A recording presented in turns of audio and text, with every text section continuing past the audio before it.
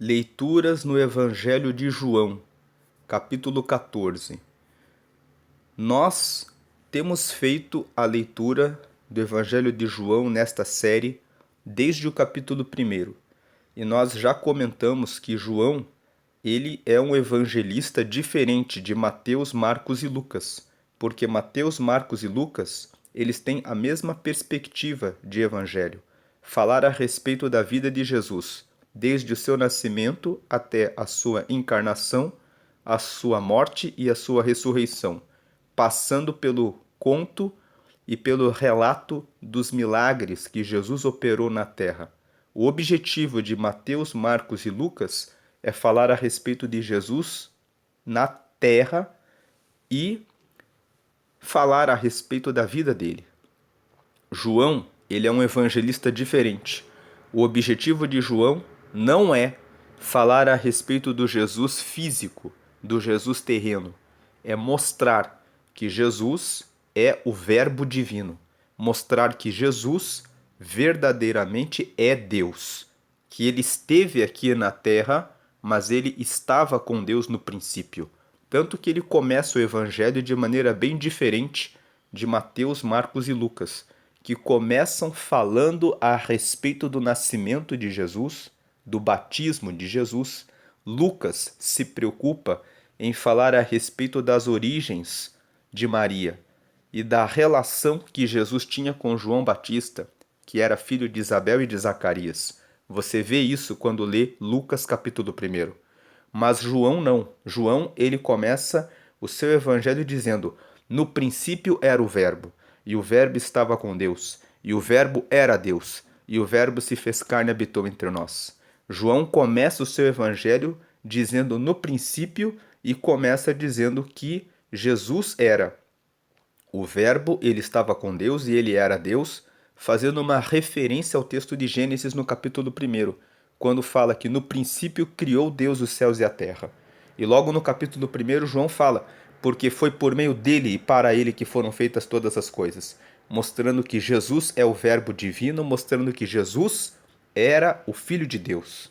Embora estivesse em forma de humana, em carne, ele veio para morrer, para garantir a salvação de toda a humanidade.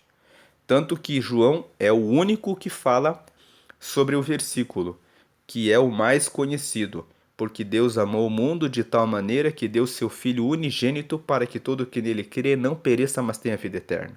João foi o evangelista que anotou no seu evangelho a conversa, o diálogo que Jesus teve com Nicodemos, no capítulo 3, onde Jesus esclarece para Nicodemos, que era um dos mestres, que era um dos fariseus, um dos mestres de Israel, sobre o sentido dele estar na terra. E João vai falando para nós, a partir do capítulo 7, que Jesus, logo depois que ocorreu a festa dos tabernáculos, ele subiu para Jerusalém e abriu a palavra e começou a ensinar no templo, dizendo que ele era a água da vida. Entender João capítulo 7 é importante porque a partir do capítulo 7 do Evangelho de João, Jesus começa a se revelar. Em João, no capítulo 1, nós vemos o registro, o relato de João, dizendo que Jesus é o Verbo divino. No capítulo 2, ele é tão verdadeiramente o Verbo divino que ele transforma a água em vinho. Ele realiza milagres dentro de um casamento. No capítulo 3, ele tem um encontro com Nicodemos, que é um mestre dos fariseus, que procura Jesus de madrugada para conversar e questionar a Jesus. Como que alguém poderia realizar tantos sinais, tantos milagres, se não fosse o Filho de Deus? E Jesus fala para Nicodemos sobre a salvação, que todo aquele que recebe a ele como Filho de Deus recebe a salvação e que ele veio para salvar o mundo. Ele fala isso para Nicodemos, que eu vim para trazer a salvação ao mundo, não para condenar o mundo.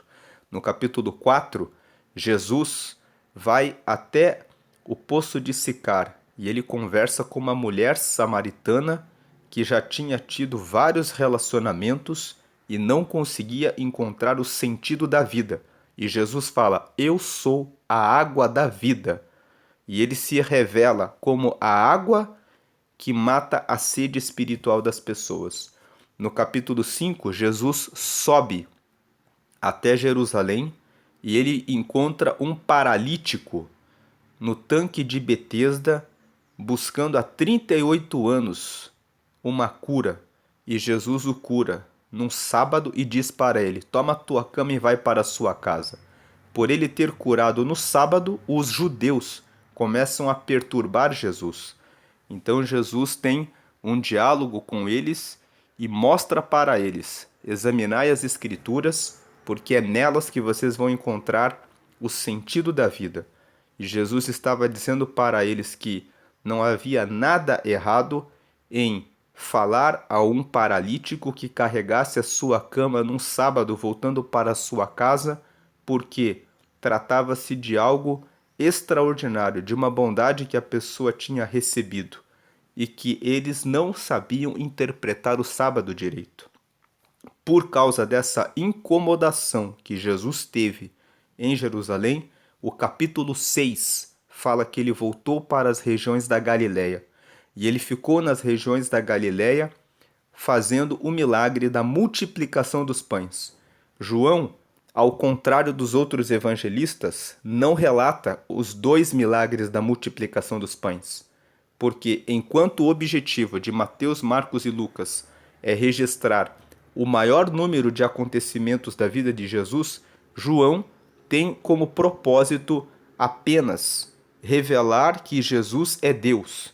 Então ele relata o milagre da primeira multiplicação dos pães em João no capítulo 6 para mostrar o diálogo que Jesus teve com os discípulos, dizendo na sequência, logo depois que ele fez a multiplicação dos pães, Jesus disse: Eu sou o pão da vida.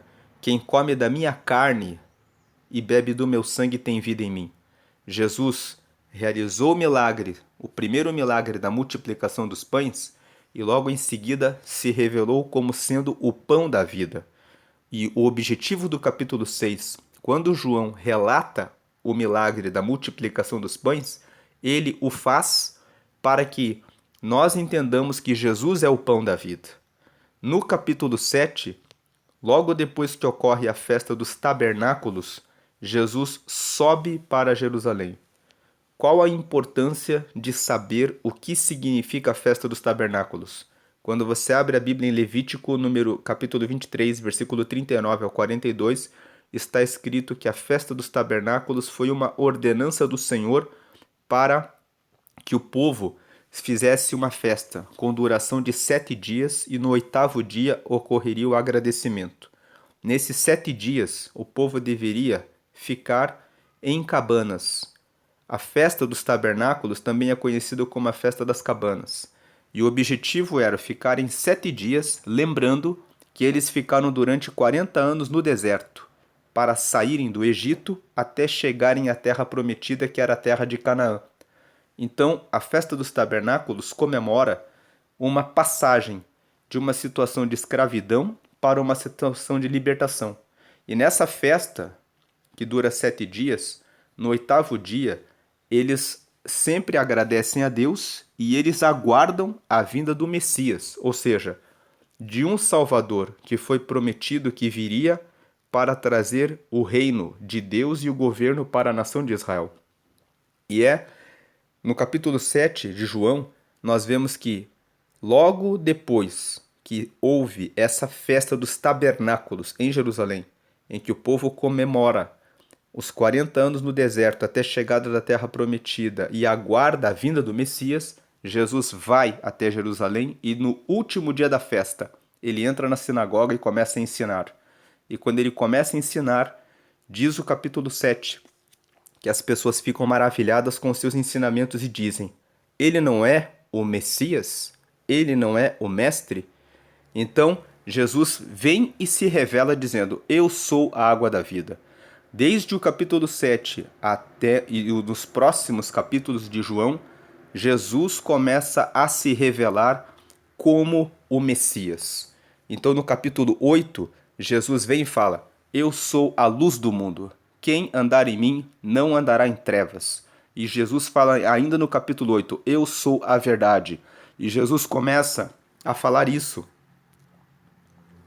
E os fariseus ficam perturbados com Jesus, dizendo que eles são filhos de Abraão, e Jesus olha para eles e fala: Antes de Abraão, eu sou. Quando Jesus fala isso, os fariseus tentam matá-lo, porque quando Jesus fala: Antes de Abraão, eu sou, Jesus estava dizendo que ele é Deus, porque Deus se revelou a Moisés. Em Êxodo, no capítulo 3, no versículo 14, Moisés perguntou para Deus: Quando os filhos de Israel me perguntarem em nome de quem eu venho, o Senhor disse: Eu sou o que sou. Diga aos filhos de Israel que o eu sou me mandou.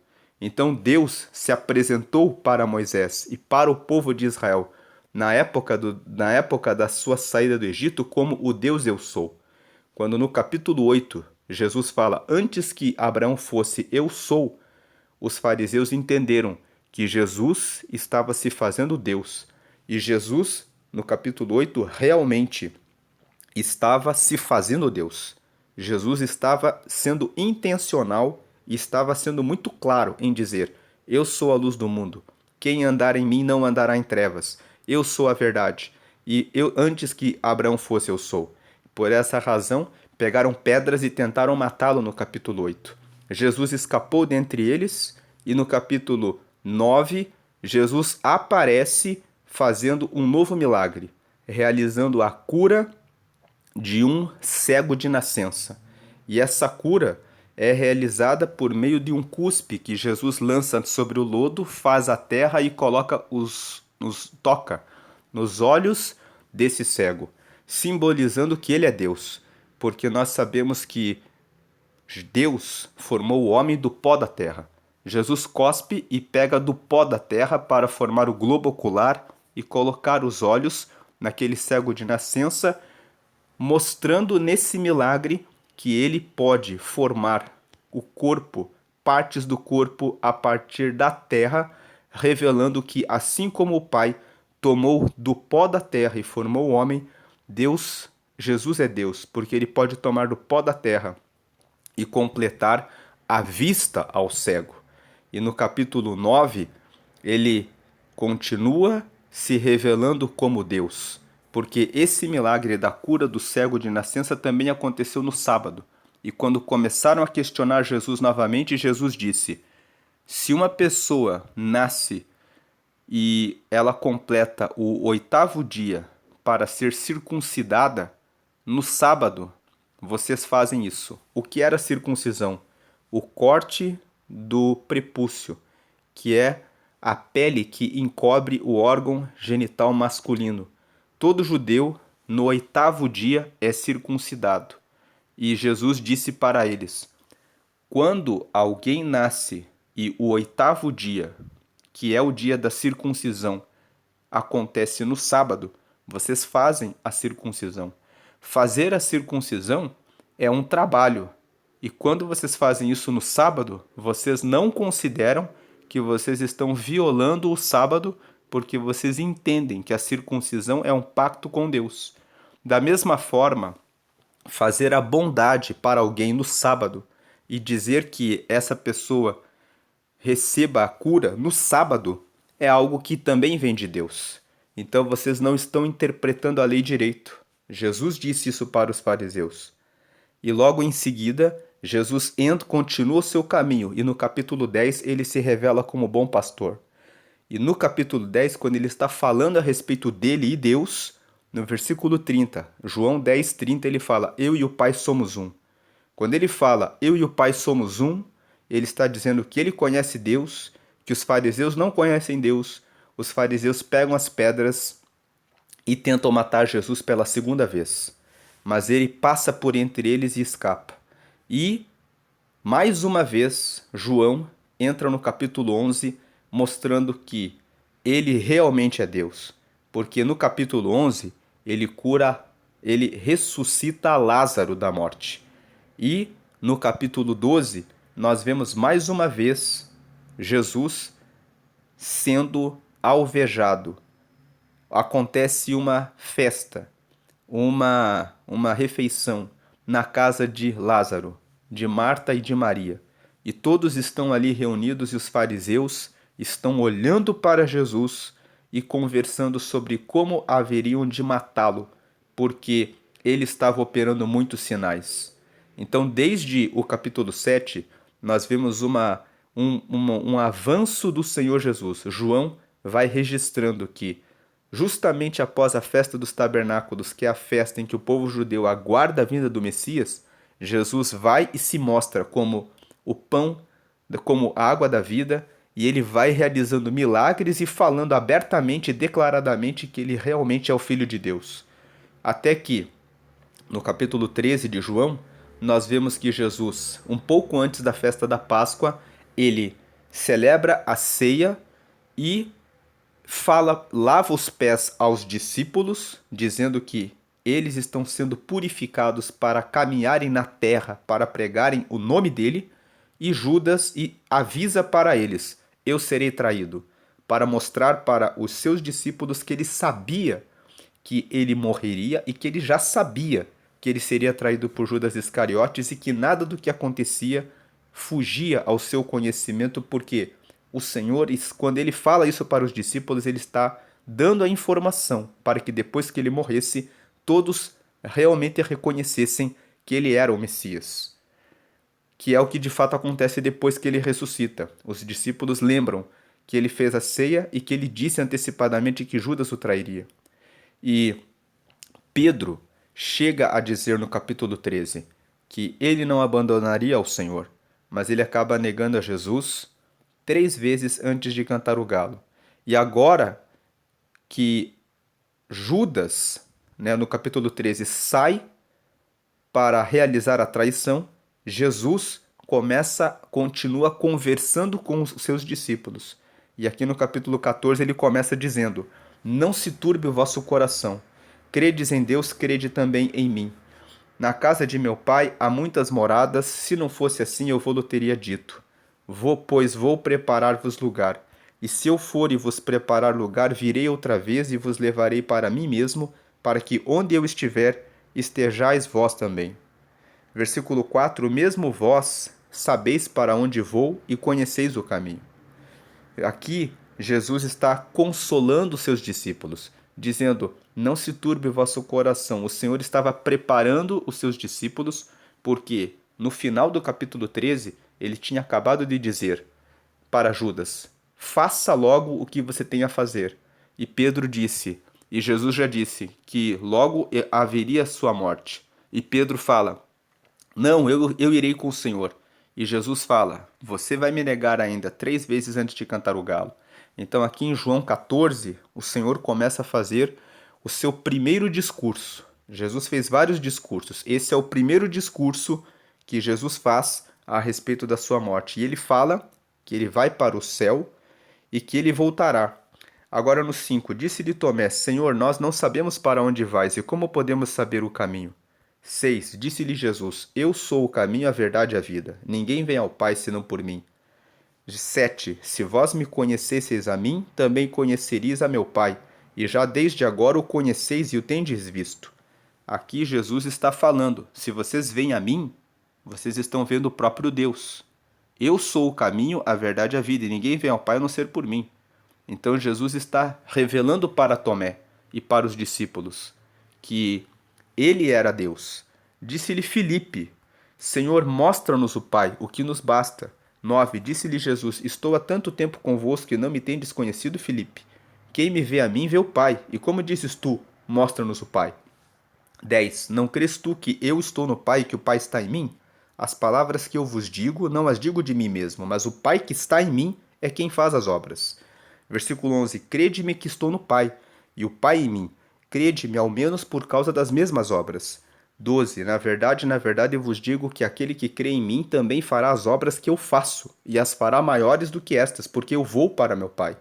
Versículo 13. Tudo quanto pedirdes em meu nome, eu farei, para que o Pai seja glorificado no Filho. 14. Se pedirdes alguma coisa em meu nome, eu farei. 15. Se me amardes, guardareis os meus mandamentos. 16. E eu rogarei ao Pai, e ele vos dará outro Consolador para que fique convosco para sempre. 17. O Espírito da verdade, que o mundo não pode receber porque não o vê, nem o conhece, mas vós o conheceis porque habita convosco e estará em vós.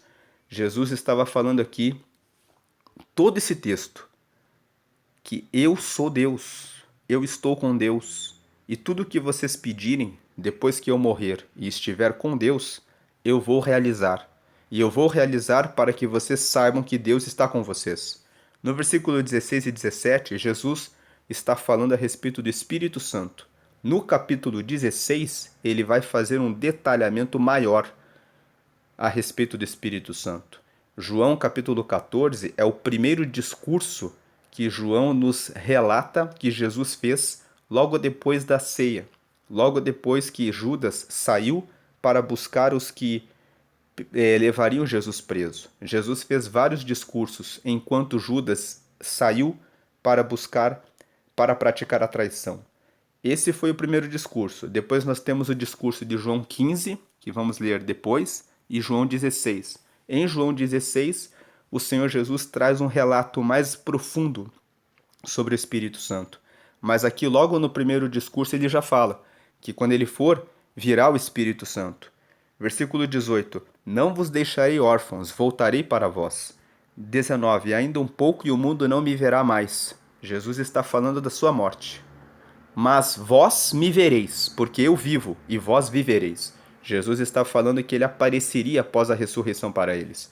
20. Naquele dia conhecereis que estou em meu Pai, e vós em mim, e eu em vós. No dia em que Jesus ressuscitou e apareceu novamente para eles, os discípulos puderam conhecer que ele realmente era o Filho de Deus. 21.